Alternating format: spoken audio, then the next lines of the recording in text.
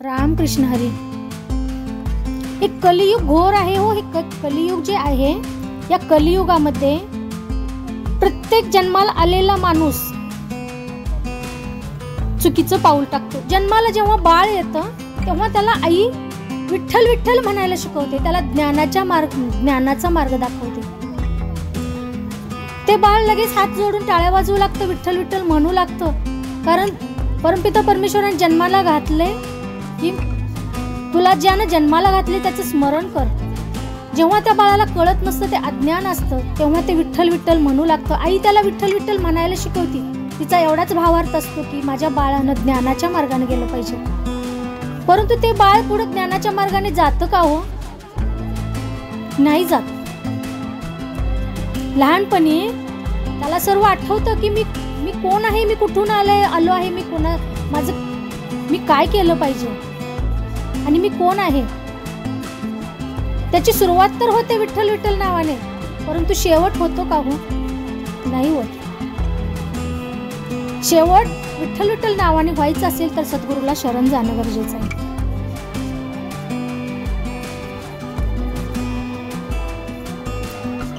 याच कलियुगामध्ये फक्त आणि फक्त क्रोध, वैर, द्वेष, मत्सर, मोहमाया, अहंकार याने माखलेला कलियुग आहे.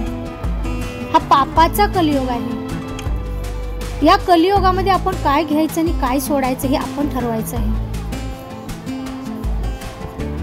आपण आलो कुठून आणि जायचं कुठं आहे ना, आपण कोण आहे. आपण म्हणजे आपल्याला आईने दिलेलं नाव म्हणजे आपण नाही हो. आपण कोण आहे हे जाणून घ्यायचं असेल तर संतांची संगत करा. संत म्हणजे ज्ञान. संतांजवळ जाल तर तुम्हाला ज्ञानच मिळेल. संतांच्या संगतीत बसा, सद्गुरूला शरण या. संत म्हणजे सद्गुरू. तुम्ही संतांच्या संगतीत बसला तर तुम्हाला सद्गुरू भेटेल.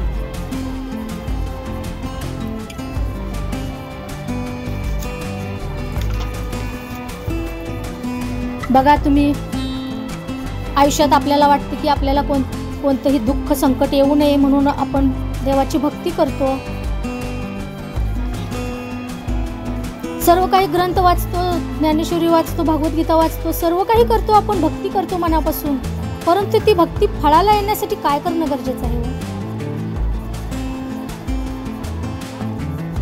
जेव्हा आपण तूप खातो, ते तूप मंथन केल्यानंतर शेवटी तूप मिळतं. फक्त दुधावरची साई काढून घेतली तर ते तूप झालं. हे दूध आहे, ते तापवल्यानंतर त्याच्यावर साई येते. तसंच आपलं आहे. आपण जन्माला आल्यानंतर भक्ती करतो. ही खरी भक्ती आहे का हो? नाही.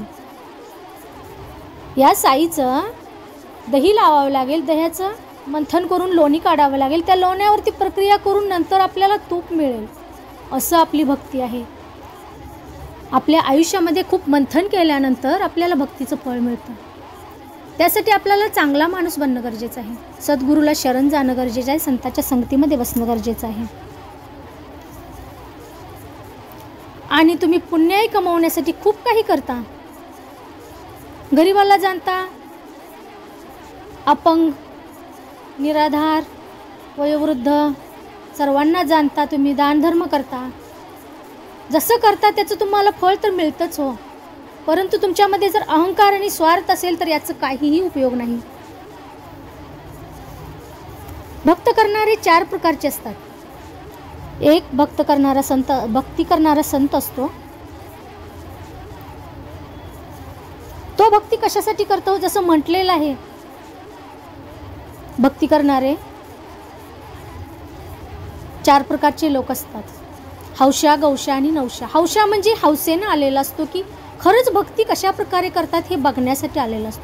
ही भक्ती म्हणजे काय आहे, कशी भक्ती करतात, कोणत्या देवाची करतात, ते हौसेनं आलेलं असतो, त्याला हौशा म्हणतात. नवशा म्हणजे काय की भक्ती केल्यानंतर मला काहीतरी मिळू दे. हे देवा मी तुझी भक्ती करतो, मला हे दे, हे देवा मला ते दे, मला ते दे. मागायचं, भक्ती करायची आणि त्याच्या पाठीमागे स्वार्थ साधायचा देवाकडून. निस्वार्थ भक्ती असली पाहिजे तरच ती भक्ती फळाला येते. तुम्ही भक्ती करता, सेवा करता, प्रत्येक ठिकाणी तुम्ही जी सेवा करता, भक्ती म्हणजे सेवा. आईवडिलांची सेवा करता, अपंग लोकांची सेवा करता, निराधार लोकांची करता, अनाथ मुलांची सेवा करता, तुम्ही दान करता, परंतु त्याच्या पाठीमागे तुमचा निस्वार्थ भाव असला पाहिजे, तरच ती भक्ती फळाला येते. नाहीतर ही भक्ती काहीही कामाची नाही. त्याच्यामागे जर स्वार्थ असला तर जेवढं कमवलं पुण्य ते पण तुम्ही गमवून बसता. हे झालं 9शा प्रकार. गौशा बघा आता. सगळे भक्ती करतात म्हणून मी भक्ती करतो, हा 3रा प्रकार आहे गौशा. म्हणजे सगळे करतात म्हणून आपण करायची, परंतु मनामध्ये भाव नाही, ती भक्ती काहीच कामाची नाही हो. 3रा प्रकार गौशा म्हणजे दुसरे करतात म्हणून मी करतो. मनापासून भक्ती नाही, सद्गुरूला जाणून भक्ती नाही, सद्गुरूला शरण येऊन भक्ती नाही. ज्ञान तर खूपच असतं हो त्यांना. त्यांनी सर्व हरिपाठ, अभंग, ज्ञानेश्वरी, भगवद्गीता, दासबोध हे सर्व ग्रंथ वाचलेले असतात. खूप ज्ञान असतं त्यांना, परंतु ती भक्ती काहीच कामाची नाही. दुसरे करतात म्हणून आपण नाही करायची. हे सद्गुरूला स्मरण करून त्याला शरण जाऊन निस्वार्थ भक्ती करा. खरी भक्ती ही आहे. खरा संत यालाच म्हणायचं जो निस्वार्थपणे भक्ती करतो.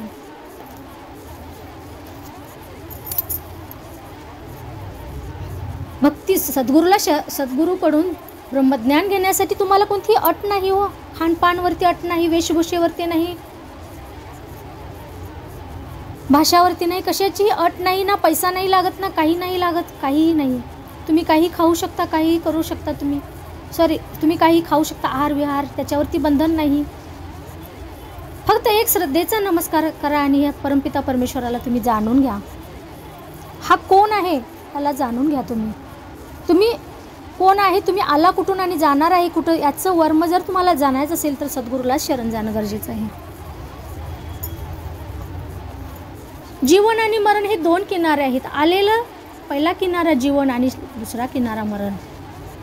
येताना 9 महिने आधी चाहूल लागते हो, परंतु जाताना 1 सेकंदाची पण चाहूल लागत नाही हो. यासाठी एक क्षणाचा भरोसा नाही. हर श्वास में हो सुमिरन तेरा, जसं म्हटलेलं आहे गीतामध्ये, तसं यू बीत जाए जीवन मेरा. प्रत्येक श्वासामध्ये आपल्याला परमपिता परमेश्वराचं नामस्मरण असलं पाहिजे. असं आपलं जीवन बनलं पाहिजे.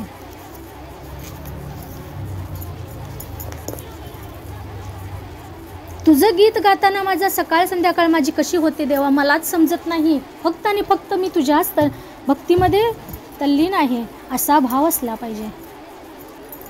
तरच ती भक्ती आपली फळास येते. हा शेवटचा श्वास कधी संपेल. कोणी म्हणतं अजून आमचं वय आहे का, आम्ही म्हातारं झालो का, आत्ताच भक्ती कशाला करायची, परंतु ते चुकीचं आहे हो. कधी हा शेवटचा श्वास संपेल माहीत नाही.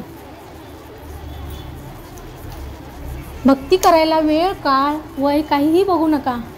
या परमपिता परमेश्वराला जाणून घ्यायचं असेल तर, त्याला बघायचं असेल तर त्यासाठी कोणतीही वेळ घेऊ नका तुम्ही. प्रत्येक क्षण, प्रत्येक श्वास खूप मोलाचा आहे हो आपला. हा कधी संपेल माहीत नाही. त्यासाठी हा परमपिता परमेश्वराला जाणून घ्या. या आपल्या 83,99,999 योनी फिरल्यानंतर हा मुश्किलने शेवटचा मानव जन्म देवाने आपल्याला दिला. या जीवनाचं सोनं करून घ्या, या आत्म्याचं कल्याण करून घ्या, जीवनाचं सार्थक करून घ्या. या आत्मा आणि परमपिता परमेश्वर, या आत्म्याला परमपिता परमेश्वराची ओळख करून द्या. आत्मा म्हणजे आपण नाही. ह्या मीपणाला त्यागा. गर्व, अहंकार, मोहमाया, मत्सर, स्वार्थ हा आपल्यामध्ये जो दडलेला आहे तो काढून टाका. तुम्ही काहीही बना, परंतु एक चांगला माणूस बनण्याचा प्रयत्न करा. आणि सद्गुरूला शरण जा. सद्गुरूच्या वचनावरती चाला. संतांची संगत पहिला करणं गरजेचं आहे. तुम्ही संतांच्या संगतीत बसला तर तुम्हाला सर्व काही सुख मिळतील. संतांच्या संगतीत बसले, तुम्ही ब्रह्मज्ञान घेतलं तर तुमच्यावरचं येणारं दुःख, संकट जाणार नाही तो, त्याच्यावरती फक्त सामोरं जाण्याची शक्ती तुम्हाला परमपिता परमेश्वर देतो. कसं सामोरं जायचं. दुःख तर देवांनाही आलं होतं, संकट तर देवांना सुद्धा होती, परंतु त्याच्यातून कसं बाहेर पडायचं हा मार्ग परमपिता परमेश्वर आपल्याला देतो. दासीला जेवढं समजतं तेवढं दासीने सांगण्याचा प्रयत्न केलेला आहे. दासीच्या बोलण्यातून काही चुकीचे शब्द गेले असले तर दासीला उदार अंतकरणाने माफ करा, आणि जे चांगले शब्द वाटतात ते त्या सद्गुरूने बोलून घेतलेले आहेत दासीकडून, ते सद्गुरूचे समजून आत्मसात करा. चला तर भेटू पुढच्या व्हिडिओमध्ये. तोपर्यंत सर्वांना रामकृष्ण हरी ओम. धन्य रंग.